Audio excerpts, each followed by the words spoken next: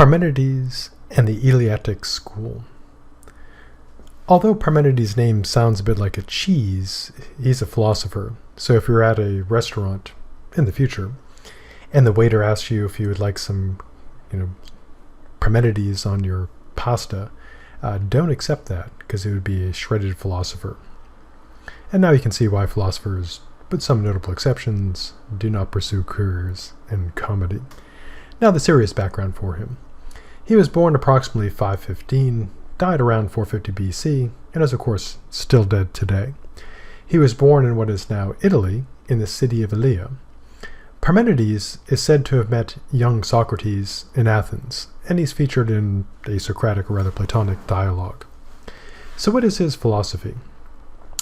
Well, his starting point is this: whatever exists, exists, and there's nothing apart from what exists. Which may seem to be, kind of an obvious point, that whatever exists, exists, and there's nothing from what exists. There are philosophers who debate that. And of course there are debates about, what actually exists. But it seems like a safe starting point. Whatever is, and anything that isn't. So what's his argument for this? Well, his argument goes like this. First, anything that can be spoken or thought about exists or does not. Premise 2, anything that does not exist is nothing. Third, we cannot speak or think about nothing. Thus, that which does not exist cannot be spoken or thought about. Conclusion, hence, anything that can be thought or spoken about exists. And so he concludes his argument. Now, this being philosophy, of course, people do comment on his argument. So his third premise is based on his view that thought requires an object. A thought about nothing would lack an object and not be a thought, which does raise interesting philosophical problems about, can you think about nothing? Or can you have a show about nothing?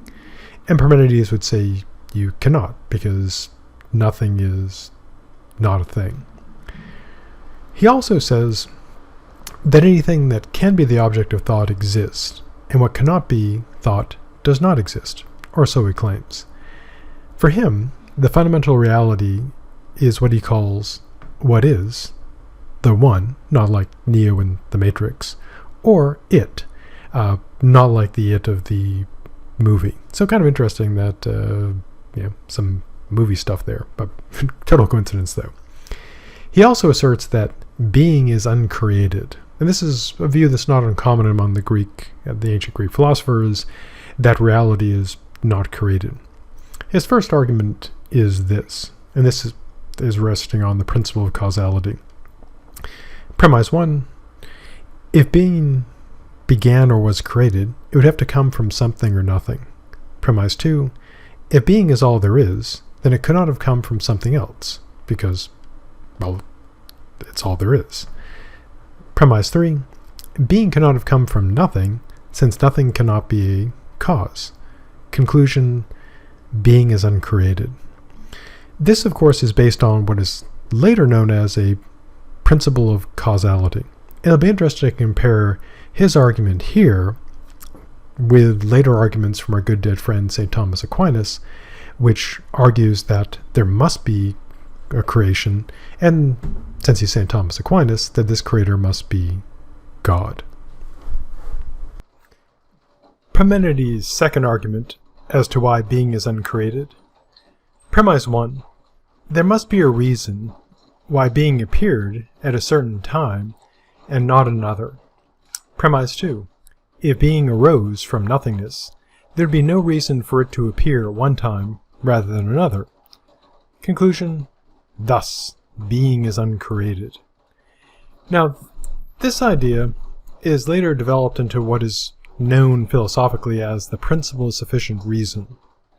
And a later thinker, our good dead friend Leibniz, takes the opposite approach, namely arguing for God creating things based on sufficient reason, being the cause of all things.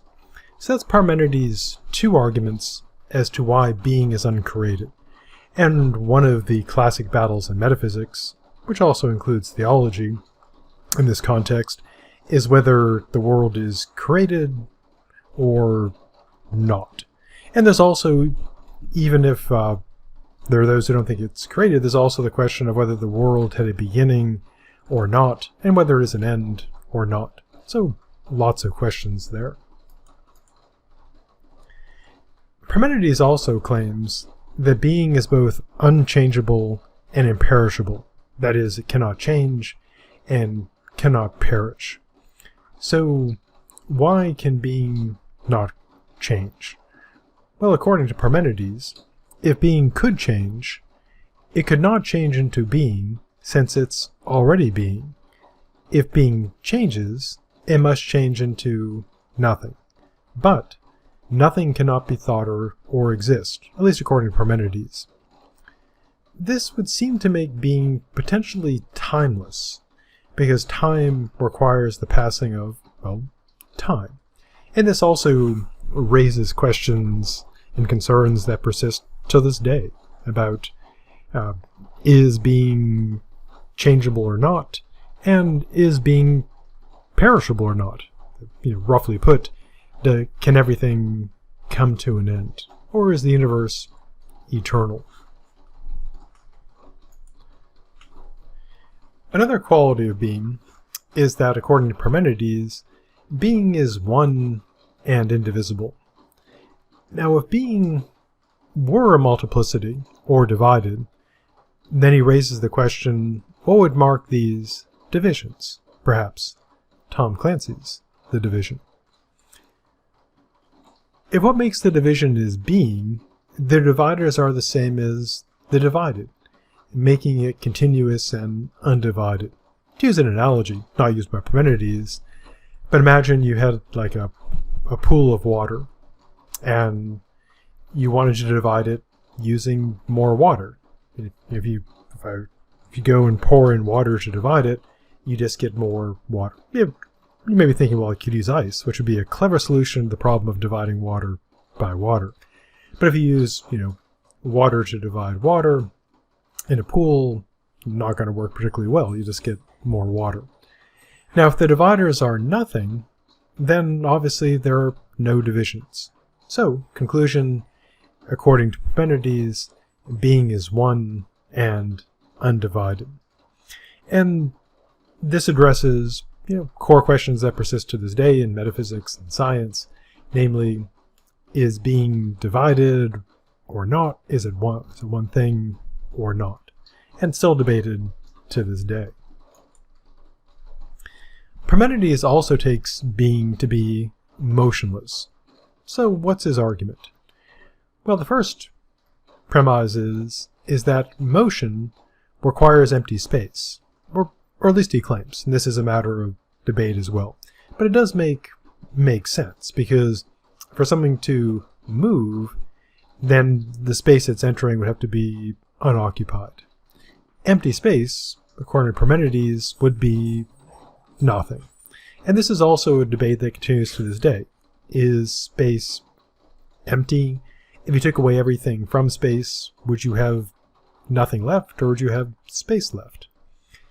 According to Parmenides, third premise, there is no nothing, so there is no empty space.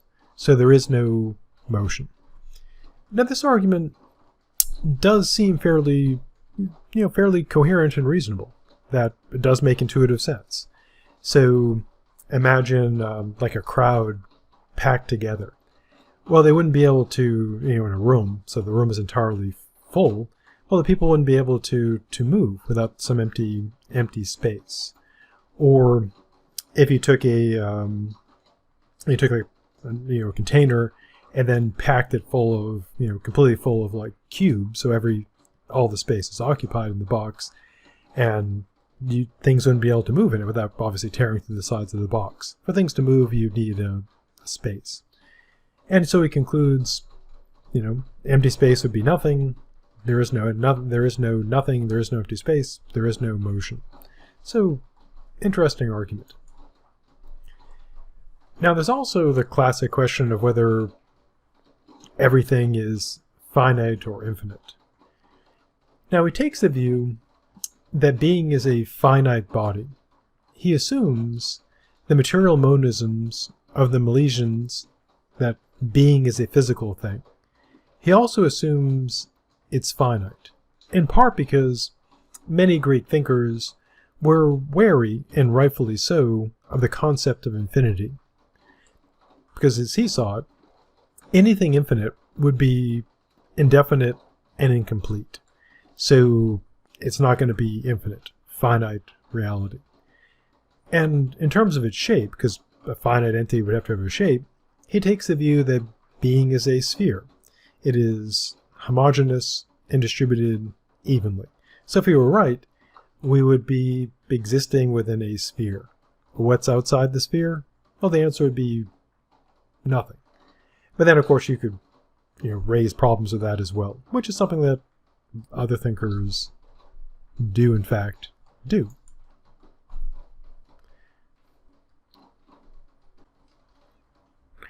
Now, Parmenides runs into a problem here, which is this. To our senses, the world appears to change. So, if you look around, the mere act of looking around shows that things appear to change. And you can, for example, as I'm recording this, I can look up, see the rain falling on the skylight. That seems to be change. I can see, other things changing, as I move around a bit. And I can see the, duration clock going on the video recording software. So the senses seem to show the world changes. But reason, according to Parmenides, tells us that the world does not change. At least according to him, of course. So in this conflict between reason and the senses, he decides to choose reason. And this can be seen as accepting a strong version of early rationalism. And again, rationalism is one of the sort of core positions in philosophy, and it's a view that at least some of what we know is known without the senses. We know it by pure reason, or it's built in, as opposed to the empiricist, who claim that anything you know about the world has to come from the senses, has to be empirical.